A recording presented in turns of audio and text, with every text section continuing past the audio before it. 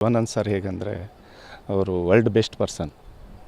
ಈಗ ಅವ್ರು ನಾವು ವರ್ಲ್ಡ್ ಬೆಸ್ಟ್ ಪರ್ಸನ್ ಯಾಕೆ ಹೇಳ್ತೀವಿ ಅಂದರೆ, ಈಗ ನಮ್ಮೆಲ್ಲ ಕೊಲೀಗ್ಸ್ ಹೇಳಿದ್ರು ಅವ್ರು ಹೇಗಿದ್ದಾರೆ ಹೆಂಗಿದ್ದಾರೆ ಅಂತ. ಅವ್ರದ್ದು ಧ್ಯೇಯ ಏನಿದೆ, ನಾವು ಸೊಸೈಟಿಲಿ ಏನು ಚೇಂಜಸ್ ತರಬೇಕು, ದೇಶದಲ್ಲಿ ಏನು ಚೇಂಜಸ್ ತರಬೇಕು, ಮತ್ತು ಫ್ಯಾಮಿಲಿಗಳಲ್ಲಿ ಯಾವ ರೀತಿ ನಾವು ಡೆವಲಪ್ ಮಾಡಬೇಕು, ಈ ರೀತಿ ಗುರಿ ಇಟ್ಕೊಂಡು ಹೋಗ್ತಿರೋಂಥ ಮನುಷ್ಯನ ನಾವು ವರ್ಲ್ಡ್ ಬೆಸ್ಟ್ ಪರ್ಸನ್ ಅಂತೀವಿ. ಈಗ ರೀಸೆಂಟಾಗಿ ಅವ್ರಿಗೆ ವರ್ಲ್ಡ್ ಎಕ್ಸಲೆನ್ಸ್, ಡಾಕ್ಟರ್ ಎಕ್ಸಲೆನ್ಸ್ ಅಂತ ಒಂದು ಅವಾರ್ಡ್ ಕೊಟ್ಟರು.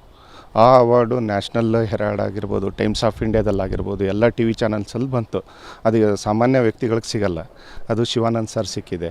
ಈಗ ಅವ್ರಿಗೆ ಆ ಅವಾರ್ಡ್ ಸಿಕ್ಕಿದ್ರಿಂದ ಅವರು ಡಾಕ್ಟರ್ ಶಿವಾನಂದ್ ಎಸ್ ನೀಲನ್ನವರಾಗಿ ಪರಿವರ್ತನೆ ಆಗಿದ್ದಾರೆ. ಈಗ ಅವ್ರಿಗೆ ನಮ್ಮ ವರ್ಲ್ಡಲ್ಲಿ 190-200 ಕಂಟ್ರೀಸ್ ಇದೆ, ಅವ್ರಿಗೆ ಡೈರೆಕ್ಟಾಗಿ ಎಂಟ್ರಿ ಇದೆ ಅವ್ರಿಗೆ.